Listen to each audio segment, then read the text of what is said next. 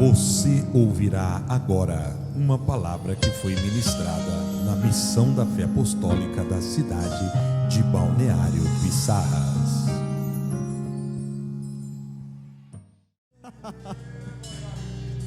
Ei, sabe qual é o maior segredo? Sabe qual é a maior gratificação do Evangelho? É eu saber que eu entro no meu quarto. Eu sento na minha cama, às vezes até deito, com a cara no travesseiro. Aí eu começo a dizer: meu Deus.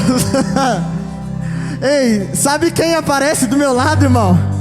O Criador de céus e terra. É o Todo-Poderoso. É o Deus Todo-Poderoso, Pedro, que aparece do meu lado para falar comigo. Meu Deus, tem algo maior do que isso? Nem todo o dinheiro do mundo pode me dar esse presente que eu estou sentindo agora. É os pelinhos arrepiando, é o coração que bate mais forte, porque a presença dEle, é a presença dEle, é a presença dEle.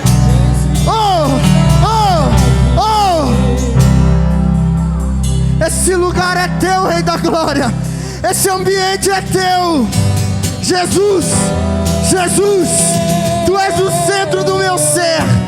Tu és o centro do meu falar. Tu és o centro do meu respirar.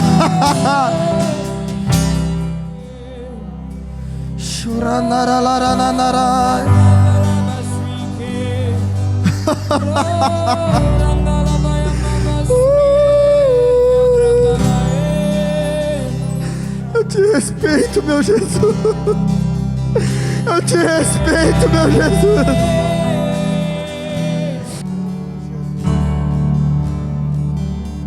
Glória a Deus, glória a Deus. Eu não vou parar, eu gastarei minha vida acessando. Aleluia. Glória a Deus, irmão, vamos lá. Ouvir a palavra do Senhor nessa noite. Oh, que presença maravilhosa, Jesus. Minha vontade é de ficar aqui, irmão, mas Deus tem uma palavra poderosa para o seu coração. Apocalipse capítulo 3, versículo 11. Aleluia. Quando fala de Apocalipse, os olhos de uns arregalam de outros, e outros ficam em pavor. E tem outros ainda assim que pegam uma pipoca, um cafezinho e diz bora, né? O livro de Apocalipse é um livro extraordinário, cheio de história e por aí vai. Mas é um livro extraordinário e eu não vou entrar. Hoje eu ia falar sobre a volta de Jesus, mas trazer ali todo o contexto do arrebatamento, que é muito gostoso de ouvir, mas precisa-se de muito tempo para construir, enfim. Vamos lá, Apocalipse capítulo 3, verso 11 diz assim. Apocalipse 3, verso 7 diz assim: ao anjo da igreja que está em Filadélfia, escreve: isso diz que é santo, o que é verdadeiro, o que tem chave de Davi, o que abre e ninguém fecha, fecha e ninguém abre. Versículo 8: conheça as suas obras, eis que diante de ti pus uma porta aberta, ninguém a pode fechar, porque tendo pouca força, guardaste a minha palavra e não negaste o meu nome. Eis que farei aos da sinagoga de Satanás, aos que dizem judeus e não são, mas mentem. Eis que eu farei que venham, adorem prostrados aos teus pés e saibam que eu te amo.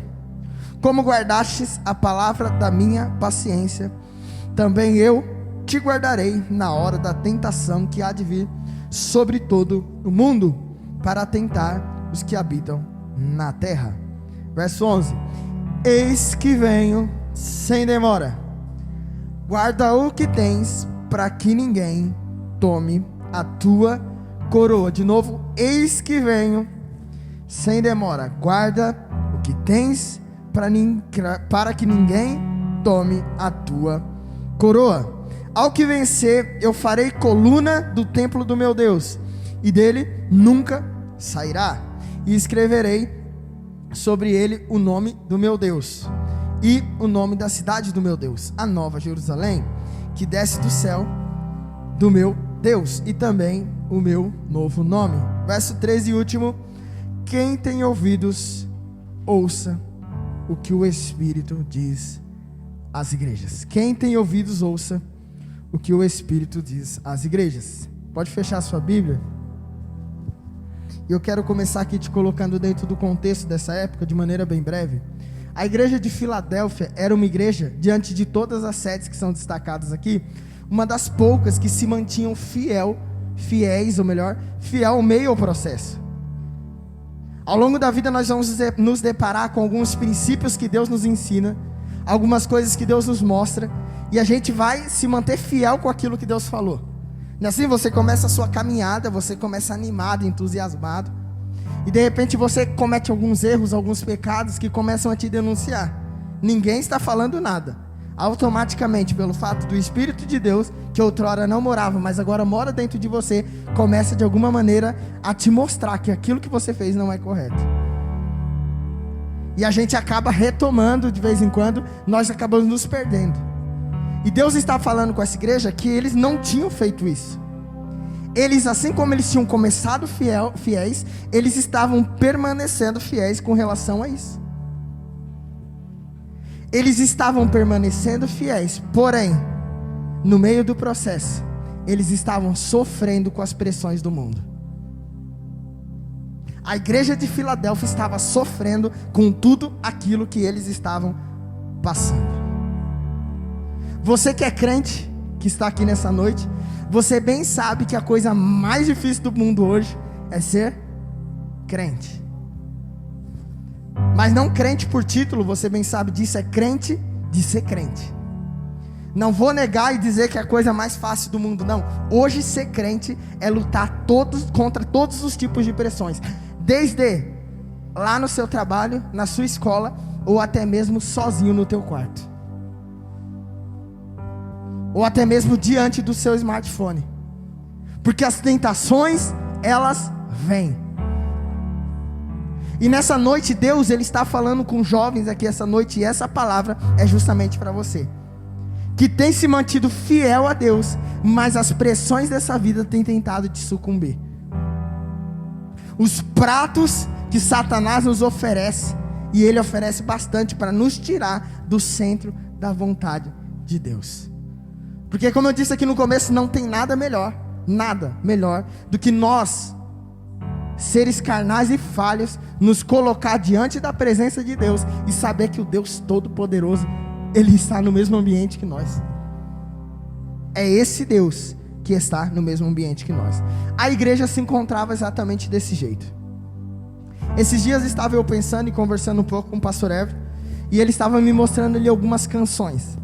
Canções essas que, de acordo com a igreja, são as mais antigas, como aquela "O Rei está voltando", entre outras músicas que você conhece, que são aqueles hinos mais brega assim, né? Comparado aos contextos de hoje e aos jovens de hoje, porque hoje é worship e é isso aí. E ali eu estava reparando como a igreja perdeu, não falo toda, tá? Mas eu falo a maior parte dela, a essência de não só cantar, mas pregar a respeito da volta do nosso Senhor e Salvador.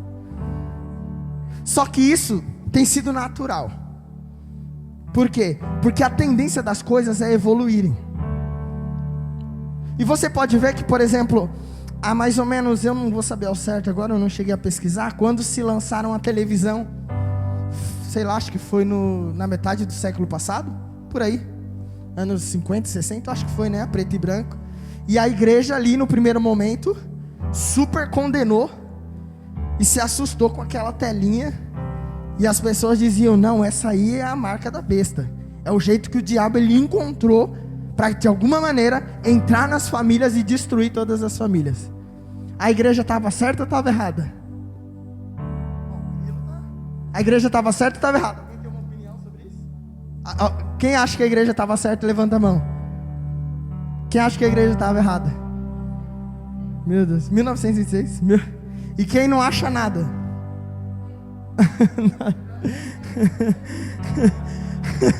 Tem quem acha, um monte de gente, quem não acha, uns 3 e um monte aqui. Gente, a igreja estava certa e a igreja estava errada.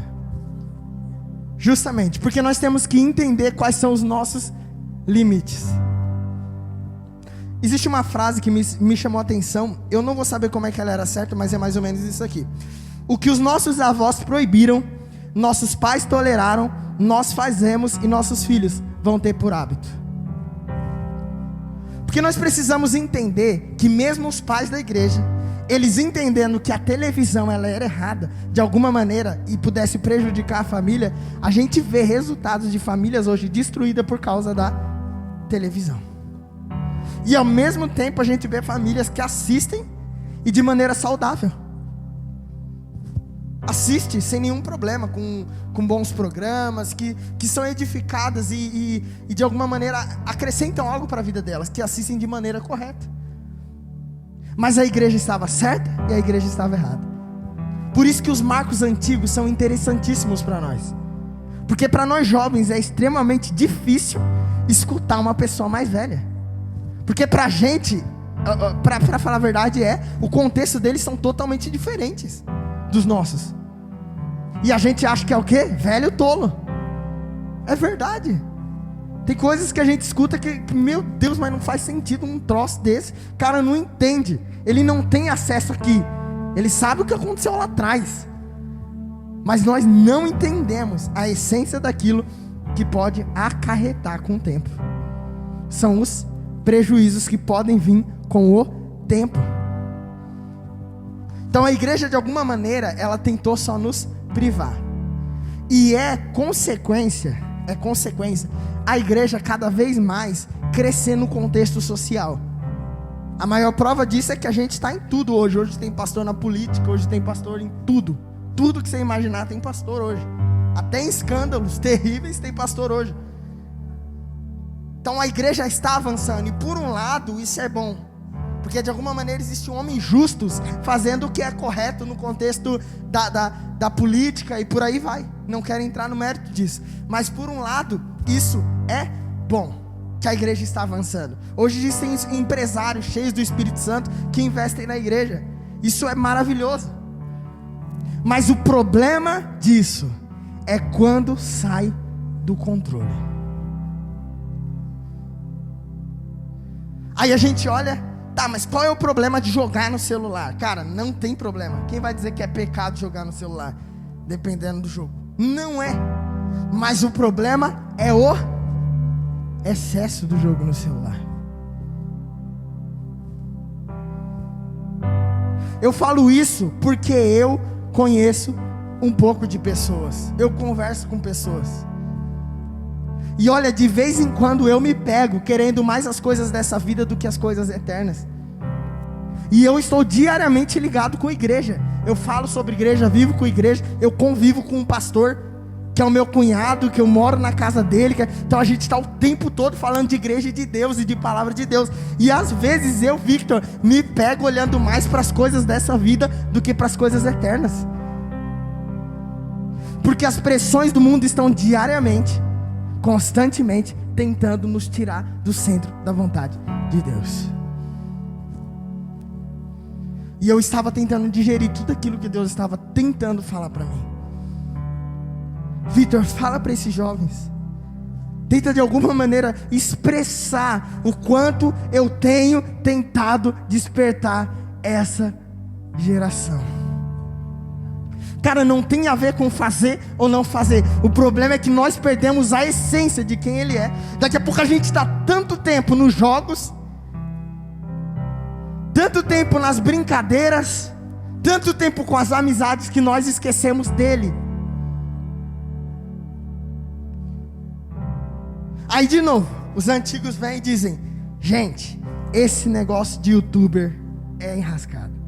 Esse negócio de rede social, de Instagram, de Facebook, é cilada. Não faz isso não, não entra por isso não. Eles vêm e falam. É certo ou errado crente mexer em rede social de maneira ativa? Quem acha que é certo?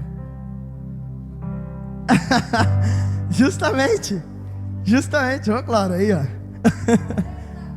Aí ó, são os excessos. É aí que mora o problema. Existe a hora e existe a hora.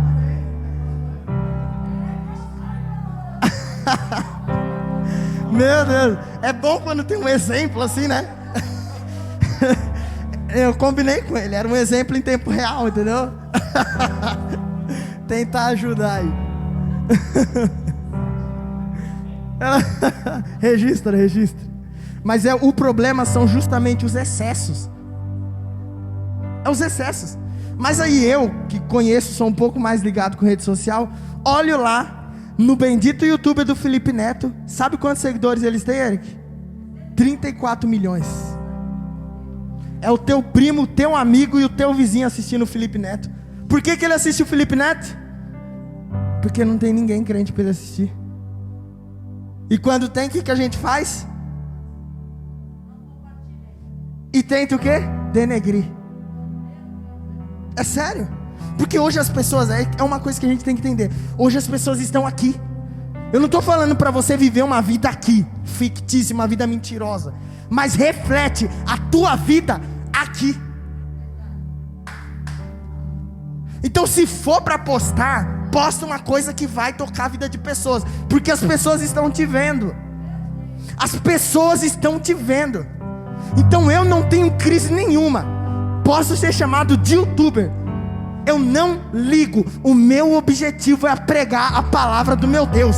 E eu prego lá no YouTube. Eu prego aqui no Posto Graal quando ninguém está vendo. Eu prego quando eu sou chamado para pregar. Eu prego para os jovens. Eu prego no meu WhatsApp. Eu prego sem crise. É o que eu sou.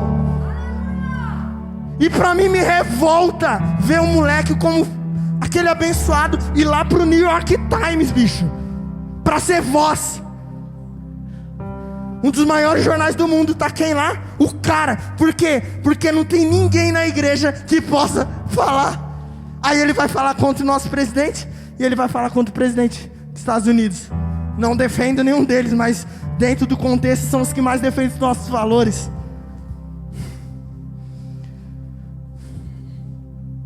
Nós temos que cuidar com os extremos, mas nós temos que entender que o tempo está passando.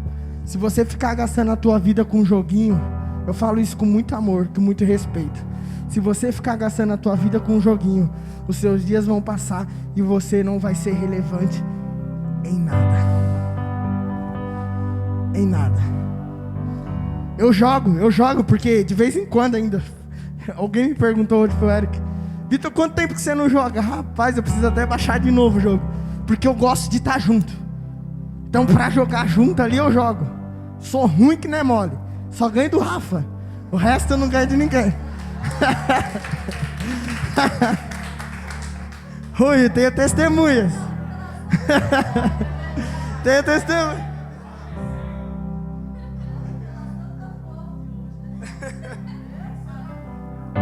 Mas a gente tem que saber aonde entrar. A gente tem que saber aonde entrar. É sério, cara. Eu falo isso porque eu vejo jovens. Não adianta, cara, não adianta. O resultado que você vai ter hoje, olha, eu vou contar um negócio pra vocês. O resultado que vocês vão ter hoje nas ruas é muito menor do que os resultados que vocês vão ter na internet. Eu gosto do calor humano. Então eu gosto de estar junto, de conversar aqui na frente, de olhar no olho, de tocar na mão, gosto. Mas eu preciso, com esse crânio aqui, entender que os jovens não estão mais indo para as praças, igual no meu tempo. No meu tempo, mano, esse horário aqui, ó, ia todo mundo acabar o culto, a gente ia pra praça trocar ideia, jogar bola aí. Depois do culto, não tinha tempo ruim. Sábado, isso era lei. Hoje em dia não. Hoje em dia vai acabar aqui, a gente vai comer um lanchinho ali em nome de Jesus no Babico. Receba essa palavra profética. E depois a gente vai pra casa dormir, velho. Não, na verdade a gente vai dar uma olhadinha no Instagram, no WhatsApp, no Facebook, ou não é? Você tá entendendo? Se você ficar o dia inteiro vendo besteira no teu Facebook, você vai se encher de besteira. Mas e se você ficar o dia inteiro vendo no teu Facebook palavra de Deus?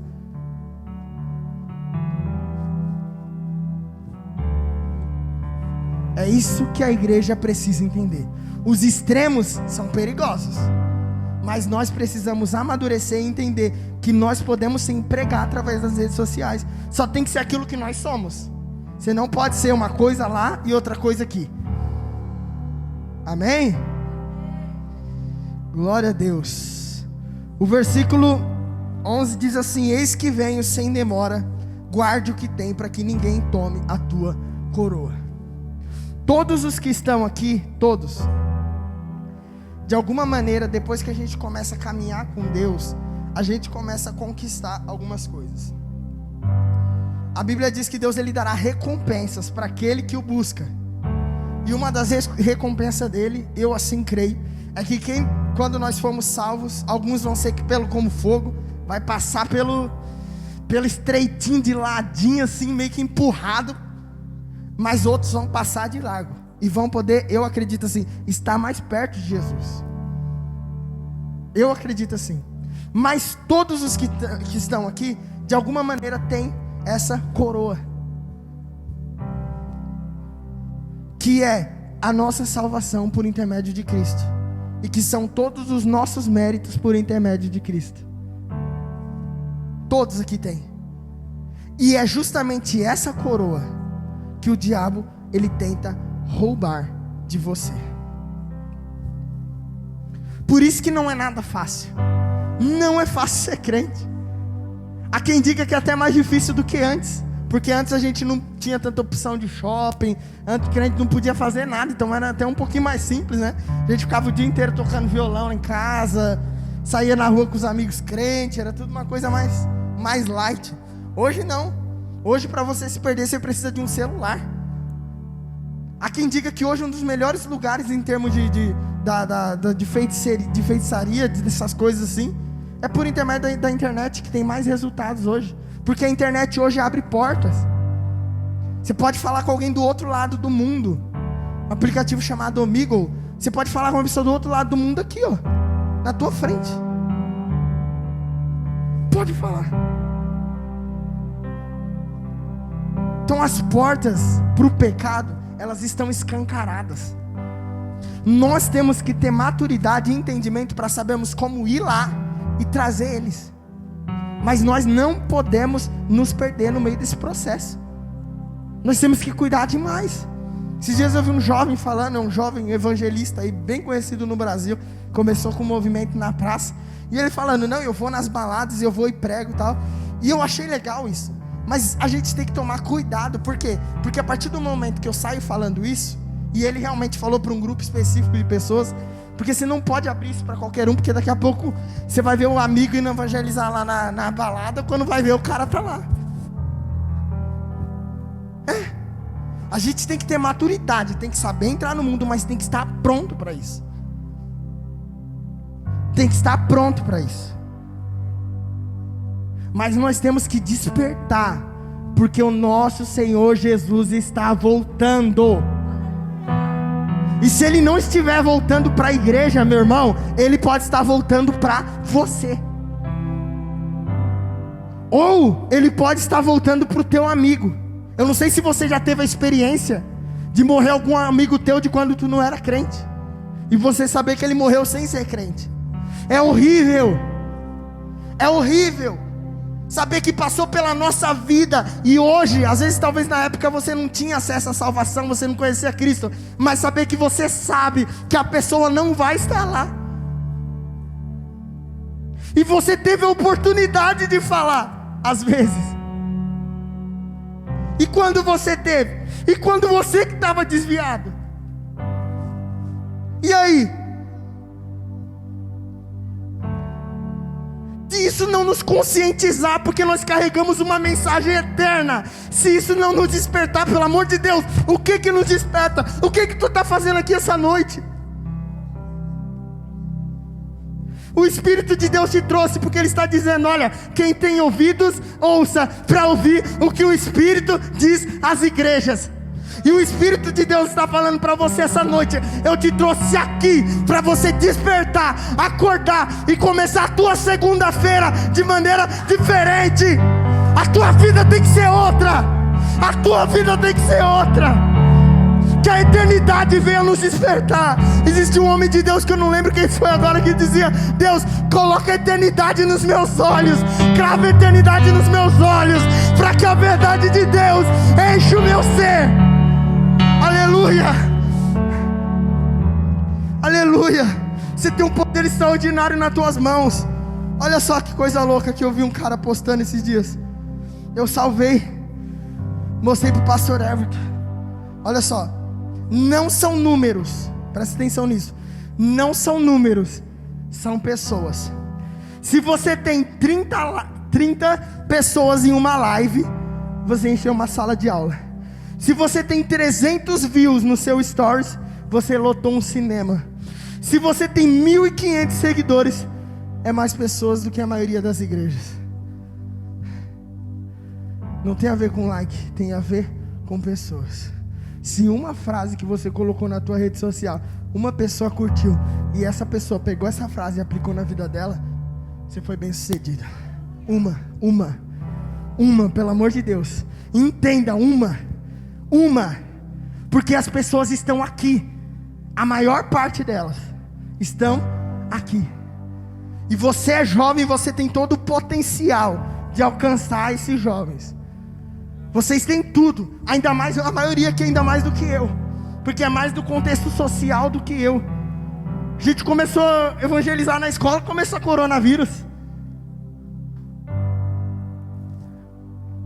Porque o acesso que vocês têm é o acesso que nós temos para falar com pessoas. E sinceramente, se eu chegar falando às vezes diretamente de Bíblia, ele vai, opa, peraí, calma. Não. Mas hoje nós temos o potencial de falar de Jesus através do WhatsApp. Chamei hoje um jovem, estou começando a conversar com ele, falando do que ele trabalha, estou conversando normal, natural, sem nenhum interesse. Sem nenhum interesse. Orando e falando aos pouquinhos, entrando na vida dele, conversando, mostrando. Porque eu creio de todo o meu coração que eu tenho algo para dar para ele, entregar para ele. Que é algo de Deus, porque Deus ele fez isso comigo.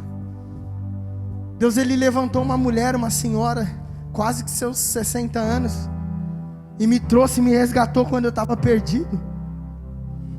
Pelo amor de Deus, se o meu Deus fez isso comigo, quando eu estava perdido na grande São Paulo, com destino a viver uma vida de pecado, Deus levantou pessoas para me colocar no centro da vontade dele.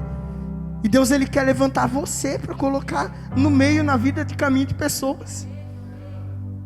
Pelo amor de Deus, não deixa passar por você sem que essa pessoa tenha no mínimo consciência acerca da eternidade. Pelo amor de Deus, não deixa. Não deixa. Prega, Emily, posta mesmo, faz seus vídeos de dança, fala de Jesus através disso, porque você é influência onde quer que você esteja. Efésios capítulo 5 versículo 15, não precisa abrir. Portanto, vede prudentemente como andais, não como nécios, mas como sábios. Versículo 16. Remindo o tempo, porque os dias são maus. Verso 17. Por isso não sejais insensatos, mas entendei qual a vontade do Senhor. E não vos embriagueis com vinhos, que há dissolução, mas enchei-vos do Espírito Santo. Não sejais insensatos, mas entendei qual é a vontade do Senhor. Eu sei que a gente sonha, e sonha alto, isso é bom, tem que sonhar mesmo. Ter uma faculdade, ter um bom emprego, cara, isso é extraordinário. A gente sonha em ser bem sucedido. Alguns ficam no chuveiro com shampoo na mão cantando, sonhando. Sonha, mas que sejam os sonhos de Deus na tua vida. Que sejam os sonhos de Deus na tua vida. Que você busque ser relevante através do teu sonho. Que seja através de um grande prédio, mas que esse prédio venha assim. Através disso, as pessoas venham em excelência e Cristo ser glorificado. E através do teu trabalho, pessoas sendo alcançadas a Ele. Nós temos que entrar no contexto da sociedade como crentes, assim, nesse aspecto. Mas que os sonhos de Deus venham a ser a vontade do Senhor para a nossa vida. E que nós venhamos buscar a vontade dEle para nós. Porque nem sempre é como nós queremos. Nem sempre. Olha, a maioria das vezes é difícil ver alguém. Meu amigo sonhava em jogar uma bola que não tinha igual. Que ó, canhotinha, não tinha igual. O Rafa sabe. Ó, a Rafa já levou umas, ó. Foi que nem viu.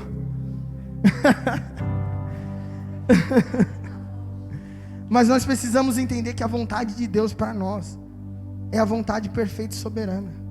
É sério. É a vontade perfeita e soberana. Esses dias os meninos estavam comentando: meu Deus, que vida do Neymar, não sei o que, com óculos não sei o que, com caixinha de som.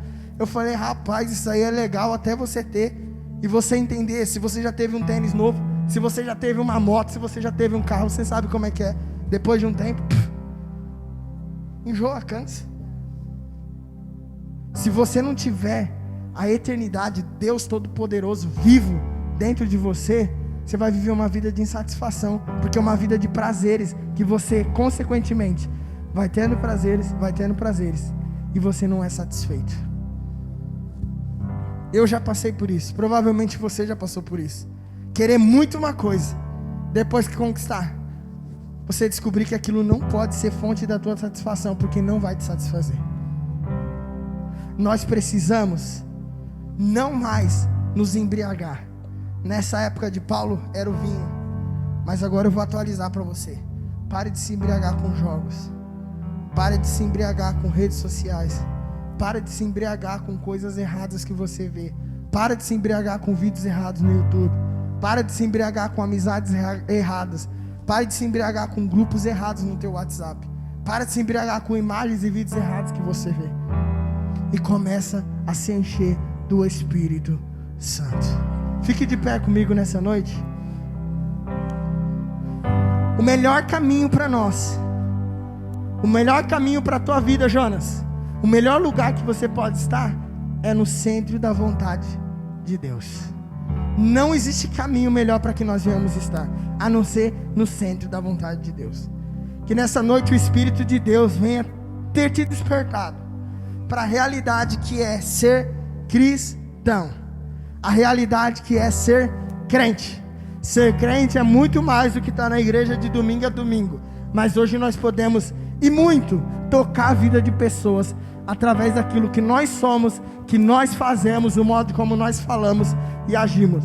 Que Deus essa noite venha sacudir a tua história e que venha te fazer interpretar a vontade dele para a tua vida, e você venha viver a vontade dele. Feche seus olhos comigo.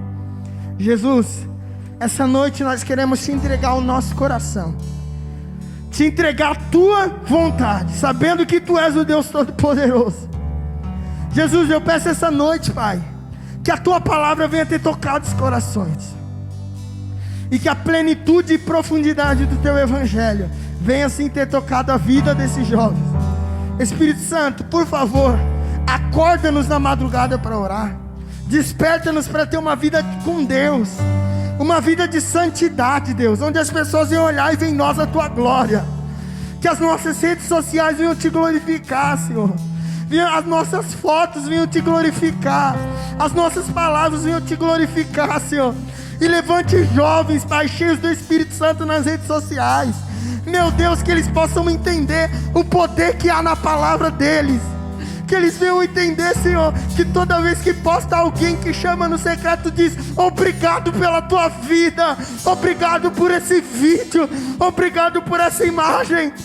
Por favor, Senhor, levante referências, levante referências, Senhor, no meio da sociedade, levante engenheiros como referência, levante, Jesus, levante padeiros como referência, levante, Senhor, vendedores como referências, cheios do Espírito, mas que carregam a chama do Senhor e pregam a tua verdade por onde quer que eles estejam. No nome de Jesus, usa-nos, Deus. Alguém aqui essa noite quer ser usado por Deus? Alguém aqui essa noite quer ser usado por Deus? Alguém aqui essa noite, pelo amor de Deus, quer ser usado por Deus? Entrega o teu coração ao Senhor Jesus e abra a tua boca, e o extraordinário de Deus vai estar sobre a tua vida. No nome de Jesus, Pai.